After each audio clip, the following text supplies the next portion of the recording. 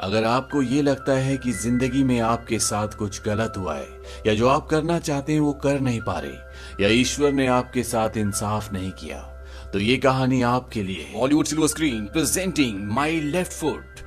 ये कहानी शुरू होती है सन 1932 में, जहां पर हॉस्पिटल में एक आदमी है जिसका नाम है पैट्रिक ब्राउन।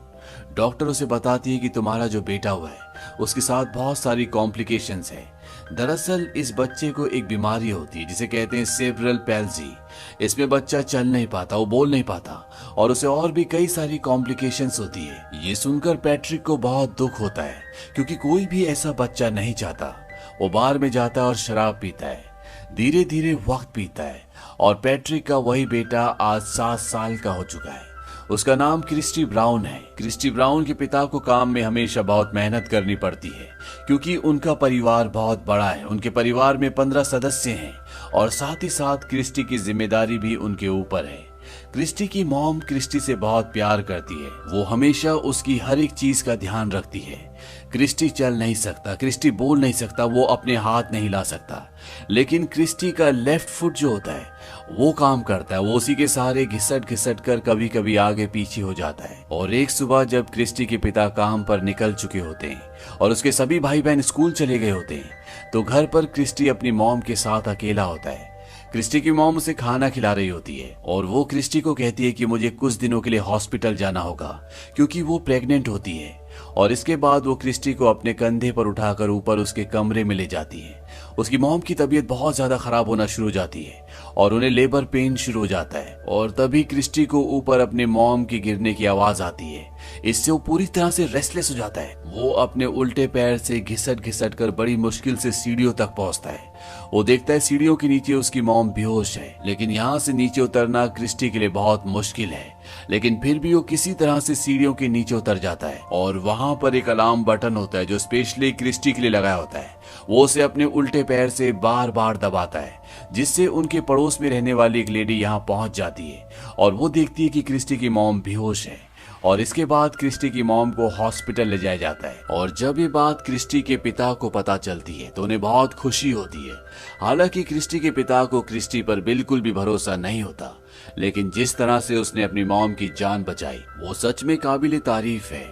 अब एक दिन जब क्रिस्टी के पिता उसके भाई बहन को पढ़ा रहे होते हैं तो वहां पर ट्रू और फॉल्स का एक क्वेश्चन होता है जिसका आंसर फॉल्स में होता है। और जब क्रिस्टी की बहन क्रिस्टी से पूछती तुम्हें क्या लगता है, उसके पिता बोलते हैं इसे क्या पता होगा। तभी क्रिस्टी अपने उल्टे पैर से चौक उठाता है और वहां पर जो स्लेट होती है वो उस पर कुछ लिखने की कोशिश करता है। क्रिस्टी ने अपनी पूरी जिंदगी में पहली बार ऐसा किया है। क्रिस्टी का सिर्फ उल्टा पैर ही होता है जिस पर उसे पूरी तरह से कंट्रोल होता है। तभी वहां पर क्रिस्टी की मॉम भी आ जाती है और वो उसका प्रोत्साहन बढ़ाती है। वो कहती है come on Christy, make your mark. और क्रिस्टी अपने पैर से बड़ी मुश्किल से बहुत स्ट्रगल करके क्रॉस का निशान बनाता है। यानी ट्रू और फॉल्स का जो क्वेश्चन था उसका आंसर फॉल्स है। लेकिन क्रिस्टी के पिता उसे इस बात के लिए अप्रिशिएट नहीं करते, बल्कि वो कहते हैं कि ये हैंडीकैप है, हमें सच्चाई को एक्सेप्ट करना होगा। और मैं नहीं चाहता कि क्रिस्टी के दिमाग में कोई भी किसी भी तरह की गलत चीज डाले। क्रिस्टी की मॉम क्रिस्टी से बहुत प्यार करती है। वो कभी भी उसे ये एहसास नहीं दिलाना चाहती कि वो हैंडीकैप है और ना ही वो ऐसा समझती है। साथ ही साथ क्रिस्टी के भाई बहन भी उसे बहुत प्यार करते हैं। वो क्रिस्टी को हर तरह से सपोर्ट करते हैं और अपने हर एक खेल में क्रिस्टी को शामिल करते हैं। अब एक बार फिर जब क्रिस्टी के भाई बहन पढ़ रहे होते हैं तो तभी क्रिस्टी अपनी जगह से घिसटता हुआ बीच में आ जाता है और वो अपने पैर से चौक को होल्ड करता है और वो फर्श पर कुछ लिखने की कोशिश करता है, लेकिन किसी को अच्छे से कुछ समझ में नहीं आता। उसके पिता को लगता है कि क्रिस्टी ने ट्रायंगल बनाने की कोशिश की है और वो उसे फर्श पर ट्रायंगल बनाकर दिखाते हैं कि ट्रायंगल ऐसा होता है। क्रिस्टी अपनी बॉडी से उस ट्रायंगल को मिटा देता है और इसके बाद फिर से वो स्ट्रगल करता है और बहुत मेहनत करने के बाद वो फर्श पर एम लिख पाता है। यहाँ पर उसकी मॉम भी आ जाती है। किसी को कुछ समझ नहीं आता कि क्रिस्टी क्या कर रहा है और एक के बाद एक वो कई वर्ड्स लिखता है और उसने फर्श पर लिखा होता है MOTHER यानी मदर। जिस तरह से बच्चा जब पहली बार बोलता है तो हमेशा माँ बोलता है, इसी तरह से क्रिस्टी ने जब पहली बार लिखा है तो उसने मदर लिखा है। ये देखकर उसकी मॉम की आंखों में आंसू आ जाते हैं। क्रिस्टी के डैड भी बहुत इमोशनल हो जाते हैं। वो क्रिस्टी को अपने कंधे पर उठाते हैं और सीधा बार ले जाते हैं जहां पर उनके सभी दोस्त होते हैं और वो सबको कहते हैं कि ये एक जीनियस है। दरअसल जब क्रिस्टी पैदा हुआ था तो इसी बार में उन्हीं के दोस्तों ने उसके डैड का मजाक उड़ाया था, लेकिन क्रिस्टी ने जो आज किया उसके डैड को न सिर्फ उस बात की खुशी है बल्कि उन्हें अपने बेटे पर गर्व भी है। हालांकि ये दूसरे बच्चों के लिए आम बात हो सकती है लेकिन क्रिस्टी के लिए नहीं, क्योंकि वो अपने हाथ नहीं हिला सकता, वो बोल नहीं सकता, उसको अपने शरीर के किसी भी हिस्से में कोई कंट्रोल नहीं है। सिर्फ उसका लेफ्ट फुट है जिस पर उसे पूरी तरह से कंट्रोल है। धीरे धीरे वक्त बीतता है और आज क्रिस्टी पूरे 17 साल का हो चुका है।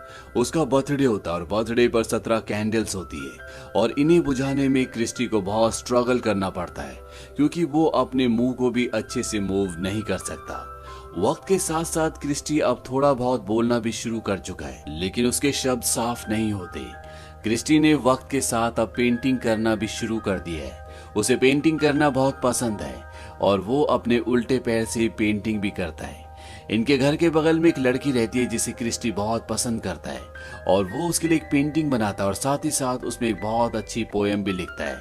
और जब वो कार्ड लड़की को मिलता है तो बहुत खुश हो जाती है। उसे लगता है कि क्रिस्टी के ब्रदर ने लिखा है, लेकिन जब उस लड़की की दोस्त उस पर CB का साइन देखती है तो वो समझ जाती है कि ये क्रिस्टी ब्राउन ने लिखा है और वो उस लड़की पर हंसती है। वो लड़की उस कार्ड को लेकर क्रिस्टी के घर पर जाती है और उससे पूछती है क्या ये तुमने बनाया है। क्रिस्टी कहता है कि हाँ। वो कहती है मैं ये नहीं ले सकती और वो क्रिस्टी का ग्रीटिंग कार्ड वापस देकर वहां से चली जाती है। वहीं अब क्रिस्टी के पिता की जॉब भी छूट जाती है और इतने बड़े परिवार में बिना पैसों के गुजारा करना बहुत मुश्किल है। हालांकि ये 4 भाई बहन एक ही बिस्तर पर सोते हैं लेकिन इनके पास इतने पैसे भी नहीं होते कि ये कोयला खरीद सके।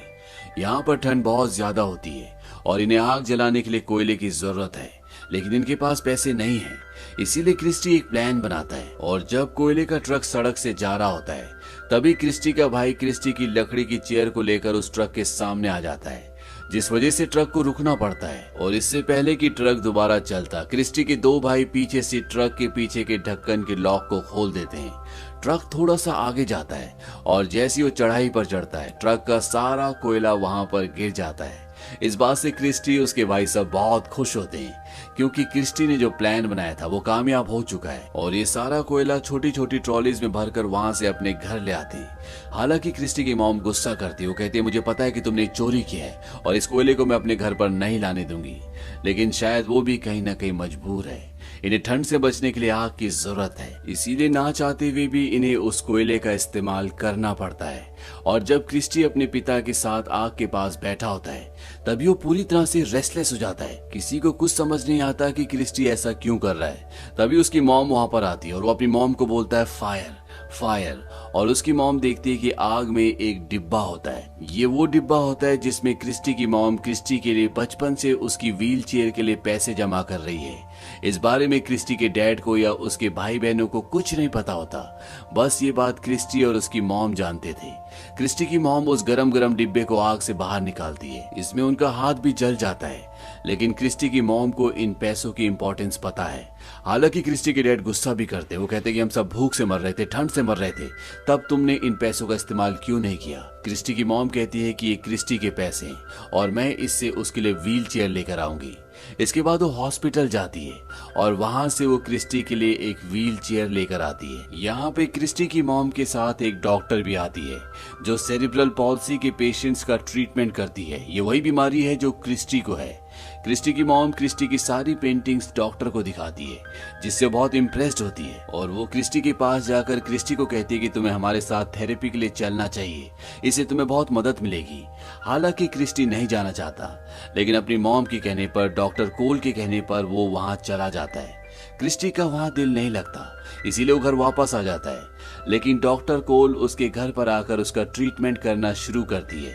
वो उसकी हर तरह से मदद करती है और क्रिस्टी ब्राउन धीरे धीरे डॉक्टर कोल से अट्रैक्ट होना शुरू हो जाता है। उसे उनसे प्यार हो जाता है। इस बात से क्रिस्टी की मॉम परेशान होती है क्योंकि वो जानती है कि क्रिस्टी के लिए इस तरह की होप बिल्कुल भी अच्छी नहीं है। जब उसे सच्चाई का पता चलेगा, जब डॉक्टर कोल उससे दूर चली जाएगी, तो उसका दिल टूट जाएगा। यहाँ क्रिस्टी को डॉक्टर कोल के साथ टाइम बिताना बहुत अच्छा लगता है। डॉक्टर कोल उसे शेक्सपियर की एक बुक भी देती है जिसका नाम हैमलेट होता है। वो उसे इस किताब को पढ़कर सुनाती है। साथ ही साथ अब डॉक्टर कोल की वजह से क्रिस्टी की स्पीच बहुत इम्प्रूव हो चुकी है। वो ज्यादा से ज्यादा पेंटिंग बनाता है और उसकी पेंटिंग इतनी अच्छी होती है कि उसकी एग्जीबिशन होती है जहाँ पर सब क्रिस्टी के काम को बहुत अप्रिशिएट करते हैं। और क्रिस्टी भी अपने जीवन में अब बहुत खुश है क्योंकि वो डॉक्टर कोल से बहुत प्यार करता है। और एक बार जब ये रेस्टोरेंट में बैठे होते हैं तो तभी डॉक्टर कोल बताती है कि वो और पीटर जो उन्हीं के साथ बैठा होता है वो 6 महीने में शादी करने वाले हैं। इस बात से क्रिस्टी को बहुत दुख होता है। वो वहाँ पर बहुत शराब पी लेता है और अब वो पूरी तरह से कंट्रोल से बाहर हो चुका है। डॉक्टर कोल का जो मंगेतर है वो क्रिस्टी को उसकी व्हीलचेयर के साथ यहाँ से बाहर ले जा रहा होता है, लेकिन क्रिस्टी अपने मुंह से टेबल का कपड़ा पकड़ लेता है।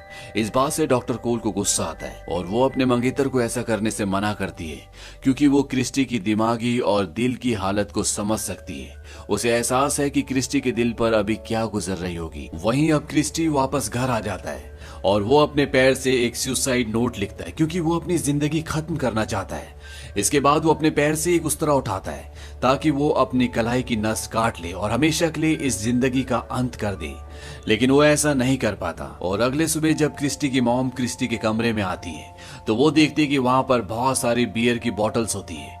इस बात से वो बिल्कुल खुश नहीं होती। वो क्रिस्टी को कहती है कि धीरे धीरे तुम भी अपने पिता की तरह बनते जा रहे हो। दरअसल क्रिस्टी के पिता बहुत ज्यादा शराब पीते हैं और क्रिस्टी की मॉम नहीं चाहती कि वो भी ऐसा करे। वो क्रिस्टी को कहती है कि जिंदगी की जो लड़ाई होती है वो अंदर से जीती जाती है, ना कि किसी बार में शराब पीकर। शायद तुम हार मान चुके हो लेकिन मैं अभी हार नहीं मानी। और वो नीचे जाकर खड्डा खोदना शुरू कर देती है। क्रिस्टी ये देखकर नीचे जाता है और वो अपनी मॉम से पूछता है कि मॉम आप क्या कर रही हो। उसकी मॉम कहती है कि मैं तुम्हारे लिए कमरा बना रही हूँ ताकि तुम यहाँ पर पेंटिंग कर सको। क्रिस्टी कहता है कि मॉम ऐसा मत करो। क्रिस्टी की मॉम उससे बहुत प्यार करती है और वो क्रिस्टी को कहती है कि अगर मैं तुम्हें अपने पैर दे सकती तो मैं खुशी खुशी तुम्हें अपने पैर दे देती, लेकिन ये संभव नहीं हो सकता।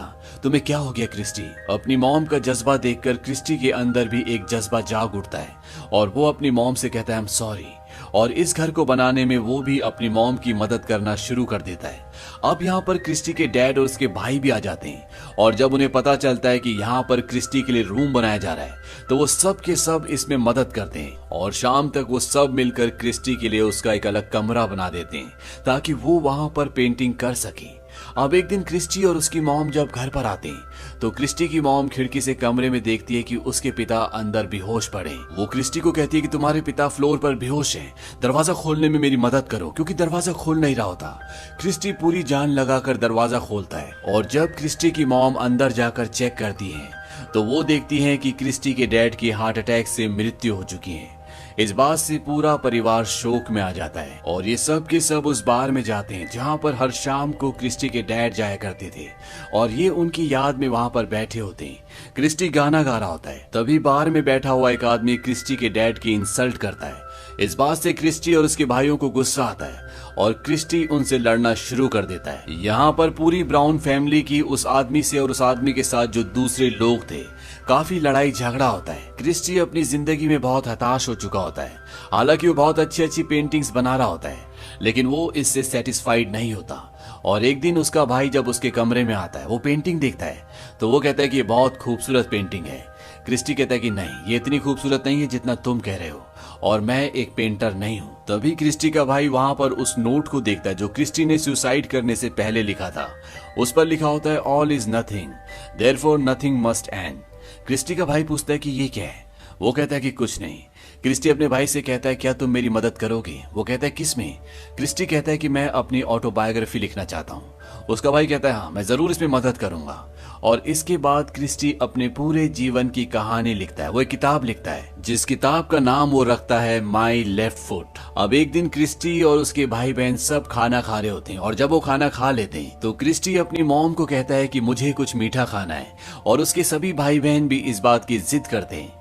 हालांकि क्रिस्टी की मॉम के पास इतने पैसे नहीं हैं, फिर भी वो कहती कि मैं देखती हूँ कि मेरे पास कितने पैसे बचे हुए, हो सकता है कि हम आइसक्रीम मंगवा सकें। और जब वो किचन में जाकर उस डिब्बे को खोलती है, जिस डिब्बे के अंदर बचपन से क्रिस्टी की मॉम ने क्रिस्टी की व्हील चेयर के लिए पैसे इकट्ठे किए थे, जिसे आग से निकालते हुए उसके हाथ भी जल गए थे, तो वो देखती है कि उस डिब्बे के अंदर बहुत सारे पैसे होते हैं। ये देखकर वो हैरान हो जाती है। आज पहली बार उसने जिंदगी में इतने सारे पैसे एक साथ देखे। ये 800 पाउंड्स होते हैं। क्रिस्टी का भाई कहता है कि ये क्रिस्टी के पैसे हैं।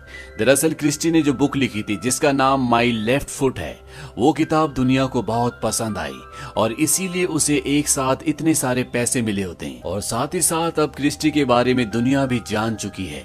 यहाँ से क्रिस्टी की पूरी जिंदगी बदल जाती है और अब उसके पास एक टाइप राइटर भी है जिस पर वो अपने पैर के अंगूठे से टाइप कर सकता है। डॉक्टर कोल क्रिस्टी से मिलने के लिए आती है और वो उसे कहती है कि तुम्हें हमारे साथ एक सेमिनार में चलना होगा। मैं जानती हूँ कि तुम्हें लोगों के सामने जाना पसंद नहीं है, लेकिन ये उन लोगों के लिए है जो फिजिकली चैलेंज्ड है। यहाँ से क्रिस्टी और डॉक्टर कोल की दोस्ती एक बार फिर से हो जाती है और अब क्रिस्टी का इस सेमिनार में बहुत स्वागत होता है। क्रिस्टी के पास अब जिंदगी में किसी भी चीज की कमी नहीं है। क्रिस्टी की अपनी एक नर्स भी होती है और वो नर्स क्रिस्टी की किताब पढ़ती है, माई लेफ्ट फुट।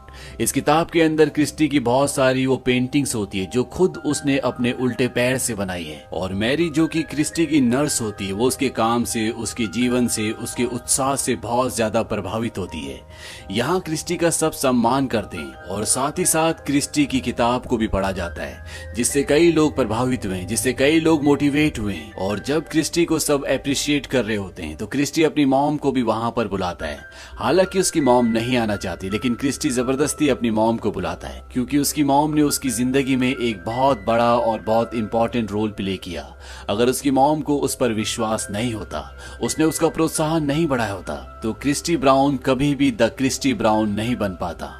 आगे चल के क्रिस्टी अपनी नर्स से, जिसका नाम मैरी है, उससे शादी कर लेता है और इसके बाद क्रिस्टी अपने जीवन में बहुत सेटिस्फाइड रहते हैं क्योंकि जो रहा वो अपनी जिंदगी में ढूंढना चाहते थे वो उन्होंने ढूंढ ली।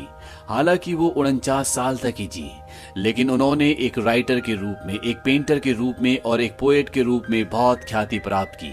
आज भी दुनिया उन्हें याद रखती है क्योंकि पूरे शरीर का सिर्फ एक हिस्सा काम करने के बाद भी उन्होंने कभी भी हार नहीं मानी और वो काम करके दिखाया जो शायद बड़े से बड़े बुद्धिमान और बड़े से बड़े पहलवान भी नहीं कर सकते। तो ये थी क्रिस्टी ब्राउन के जीवन की संघर्ष भरी सच्ची कहानी, माई लेफ्ट फुट।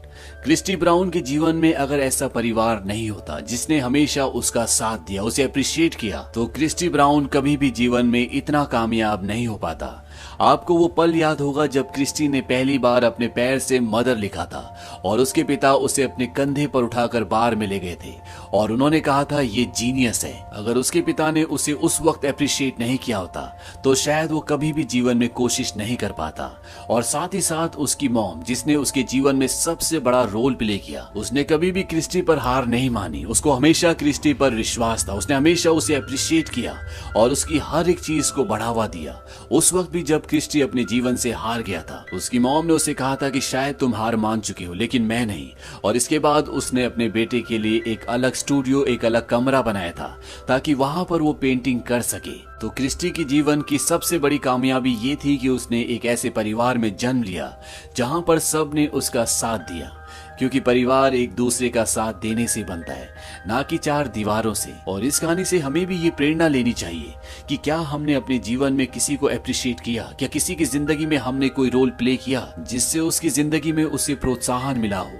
क्योंकि नेगेटिव बात करना बहुत आसान होता है, लेकिन एक पॉजिटिव बात करना, किसी की जिंदगी में रोशनी लाना, ये बहुत मुश्किल होता है। तो ये पूरा संदेश इस कहानी का था। क्रिस्टी ने माई लेफ्ट फुट किताब लिखने के बाद कई और किताबें लिखी, उसने पोएम्स भी लिखी, कई पेंटिंग्स बनाई और सब की सब दुनिया ने बहुत अप्रिशिएट की।